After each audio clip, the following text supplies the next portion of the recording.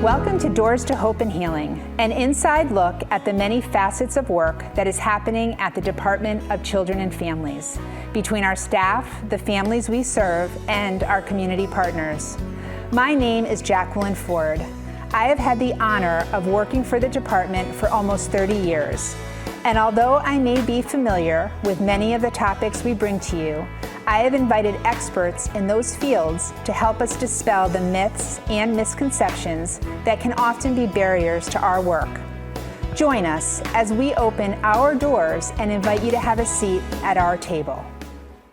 Chris, thank you so much for being on the set of Doors to Hope and Healing. I think that this is going to be a wonderful opportunity for our staff to hear your messaging and also the community to hear what you have to say. So welcome to Doors to Hope and Healing. Thanks for having me. Our first question, let's just get right into the work. Your role is overseeing the provision of substance use and domestic violence services at DCF. Can you tell me what your responsibilities are in that work? Absolutely. So I'm the clinical behavioral health manager for the substance use, intimate partner violence, and recovery services. And so what that entails is that we have several different contracts that the department holds, evidence-based contracts for substance use, intimate partner violence, and recovery for both adolescents and adults. And we also have contracts that oversee for working with families around either parenting, connecting with providers around doing adolescent experts like screenings, interventions, early interventions, and early intervention for prevention for substance use and IPV. And so I make lots of connections across the state and provide trainings and assistance to all of those providers as well.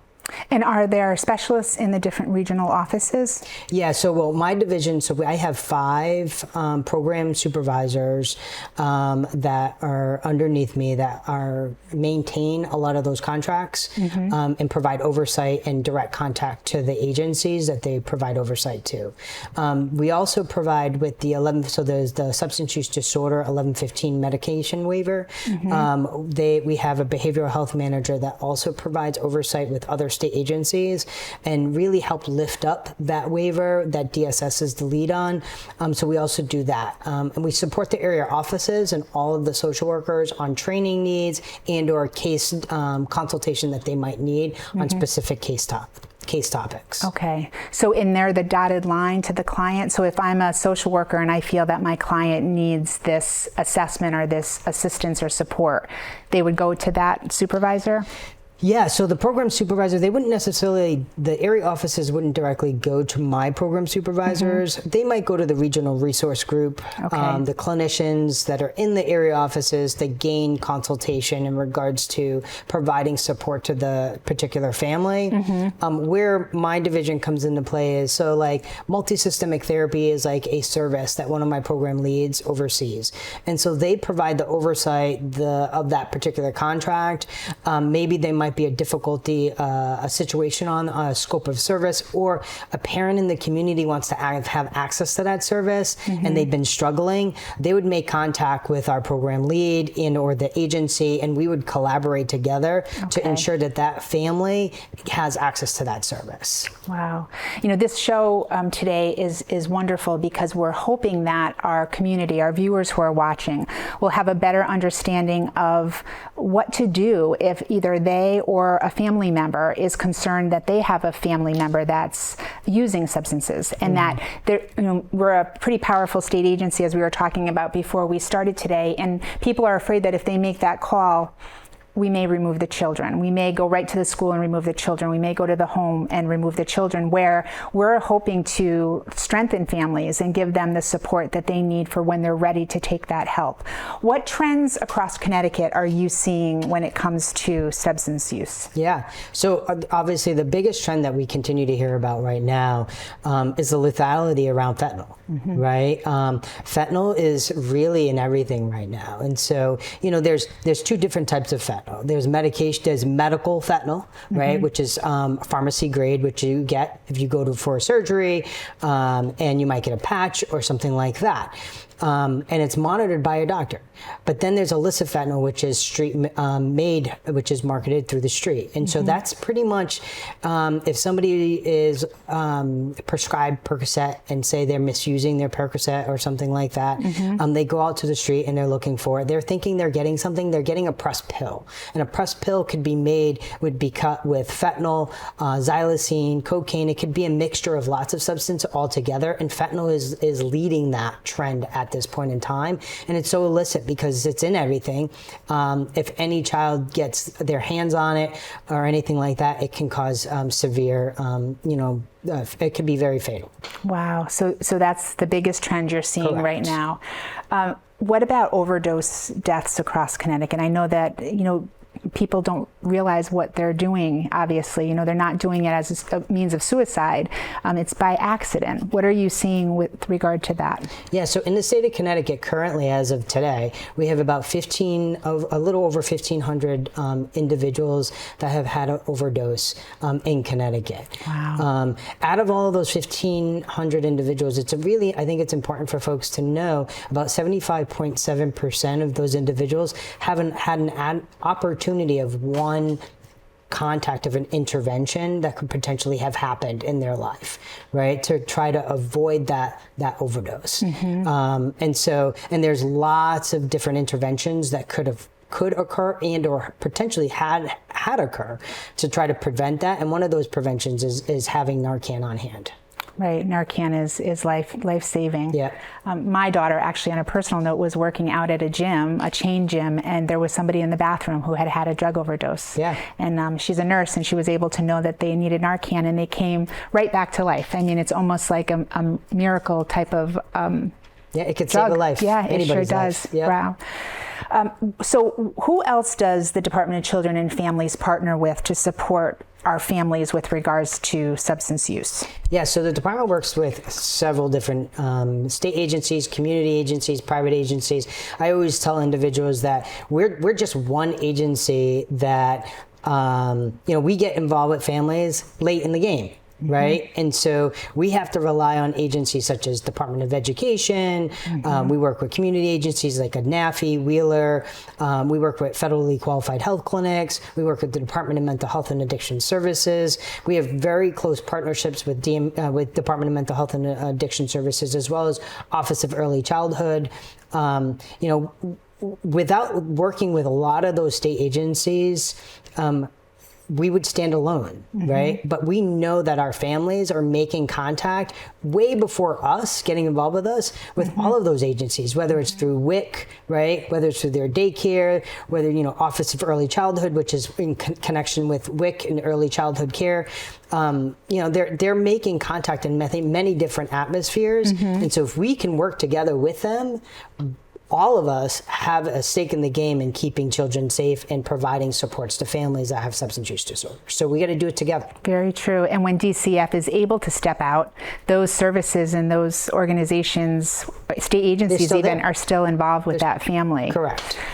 So when a parent, and I think this is really important for our viewers to hear, if a parent is experiencing substance misuse, is it an automatic report to DCF? It is absolutely not an automatic report to DCF, right? So, we talk about substance use alone does not mean that somebody is being abusive or neglecting their child, right? And so we want to empower families to be able to have the supports necessary to get to treatment as early as possible. And so we want to be able to help and support them. And so really that's what it's about.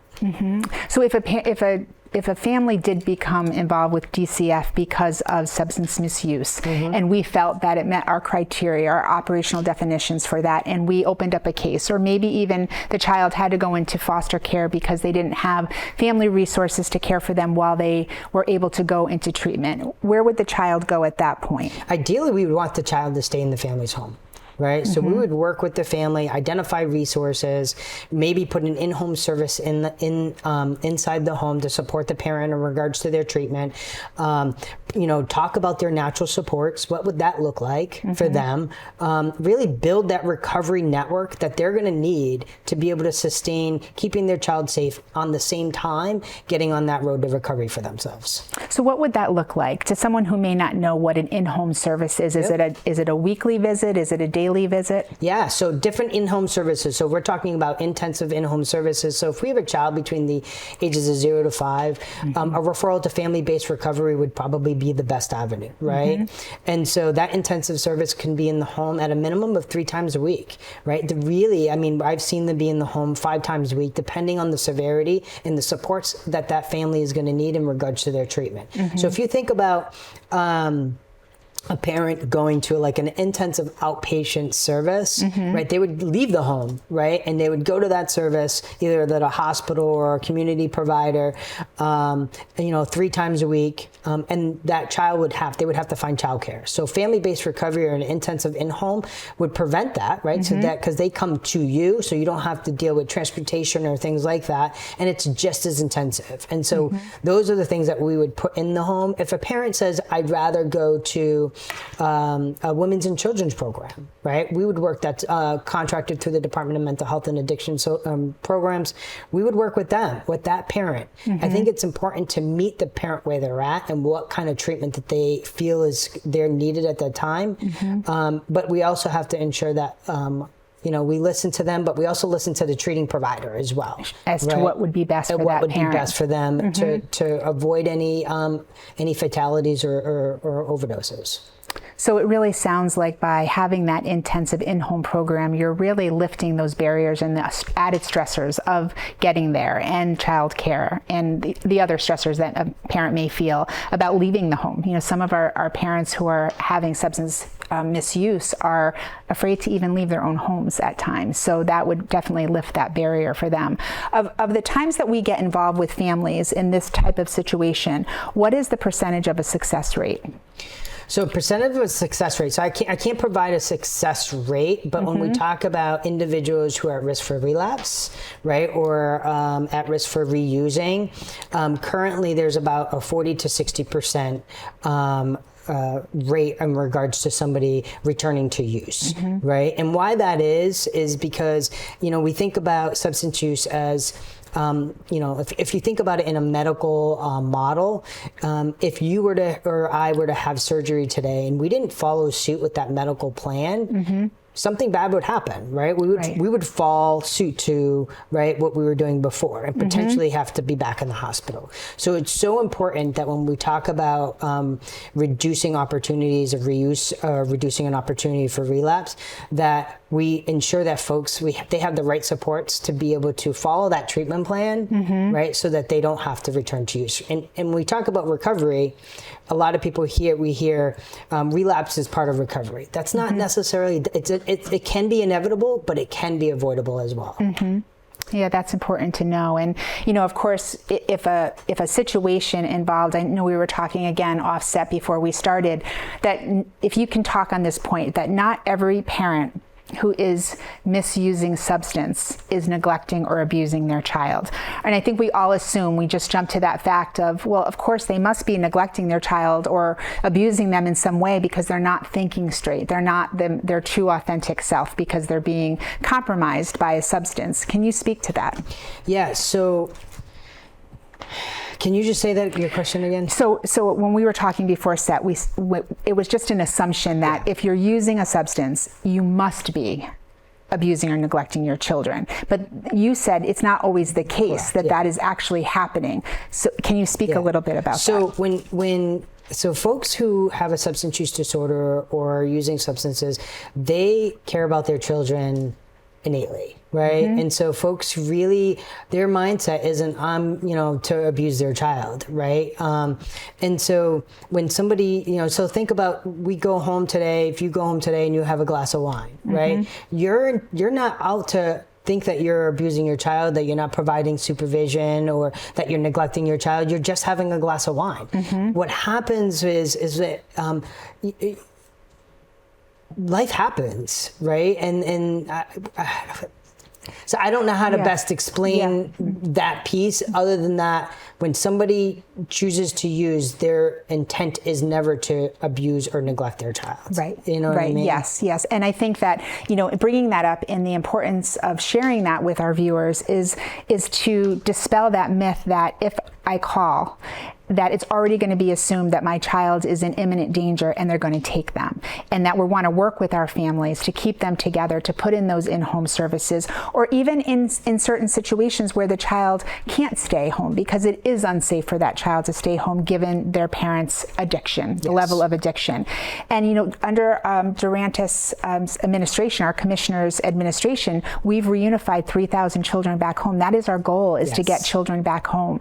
We're not a child placing agency. That's not our goal, to place children. It's to keep families together. So how do we lift the negative stigma associated with substance use when people are engaged in treatment? How do you lift that stigma and help parents with that? So it's about language. So I think utilizing language is really, really key, right? And so, when you're meeting with an individual, we have to really try to utilize proper recovery language, right? Remove the implicit bias that we come to the table, because everybody has implicit bias, right? And it's about recognizing that. And then when we're able to recognize that, really put in check about how we're stigmatizing that individual, and it's about language, right? And so, we talk about substance use and substance misuse, right? We have recovery language that's available out there that's for folks to be able to utilize, and really move away from saying somebody is clean when they have a toxicology, right? Like it's not that they're clean, they're just, maybe they had a negative drug screen, right?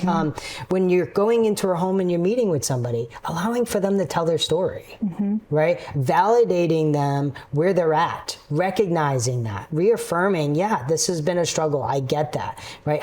Let's talk about how we can meet together where you're at to get you to where you need to be. Recovery language is key. To be able to help somebody to open that door to get them into treatment, right? If not, we close that door, and that's where risk comes into play. They have to navigate that on their own. Yes. So, and this is a very simple question, but what is the difference between substance use and substance misuse? Yeah, so there's not much of a difference, right? So people who are prescribed medication, right, can misuse their medication. There's your misuse, right? If it's an illegal drug, it's not that they're misusing it; they're just using it, right? And so it's also a language preference, right? So substance use is a substance use. It's a substance use disorder. So it's in the medical terminology that folks who are struggling have a substance use disorder. And so it's just more of a user-friendly language that is less stigmatizing. People are more apt to have a conversation.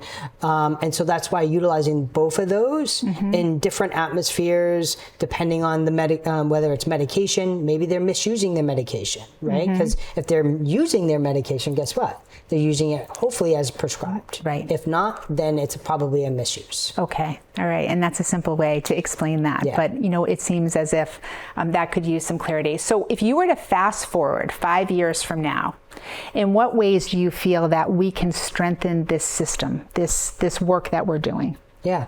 So I think having a recovery-friendly workforce, right? We work with families that struggle with substance use. We have a workforce that also have had families that have struggled with in recovery, or have kids that have struggled in recovery. And when we come from that lens, a recovery-friendly lens, altogether, we are apt to help families quicker, right? We're able to mitigate safety on a quicker way. In addition, continuing to work collaboratively with other state agencies and other community providers. We're in this together. When we are all own child safety, then children are safer sooner, right? I sit on the Drug Endangered Children's Committee, and one of the things we talk about is that all children are drug endangered, right? It's not just a child that has a parent that is using a substance, right? It's any child that's in middle school that is been bullied. They're endangered, to potentially use a substance, right?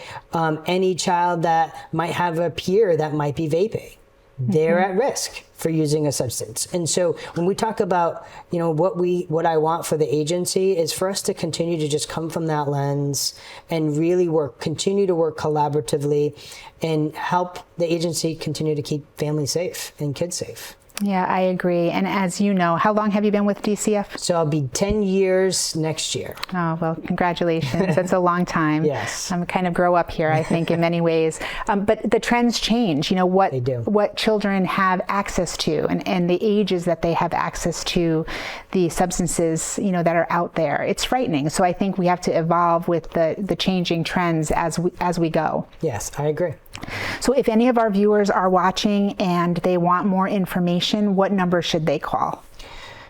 I have the number. I have it in my notes. I didn't know if you knew it off the top. So it's 1-800-563-4086, and we'll also have that on the screen so that if a family wants to make that call, there's also the hotline that they can call as well for some questions. But this is specific to substance use and concerns and for future assessment.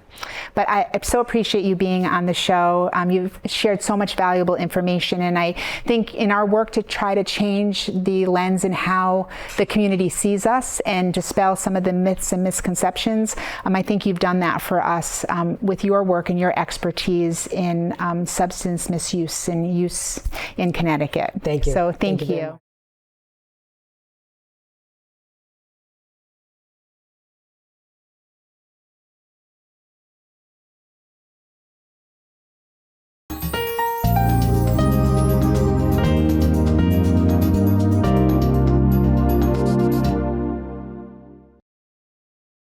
Sometimes life just happens.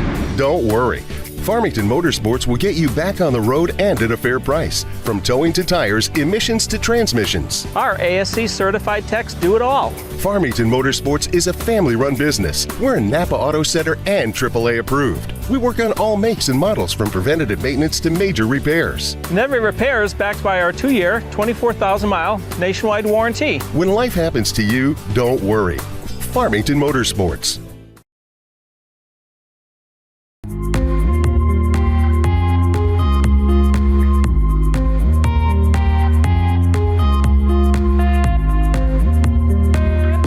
Host Kurt Barwis. Today, I have a very special guest, Dr. Andrew Lynn. Hello and welcome to another episode of the Veterans Corner. My name's Chuck Wooden. Decision for ourselves for this week if we want to be made well. Hi, welcome to the crack of dawn. It's Dawn Lombardi. I'm starting the painting. It's going to be the clips with some water. Love it. He took me on the sets of Lost in Space, Batman. Everybody has a story. What's yours? Until next time,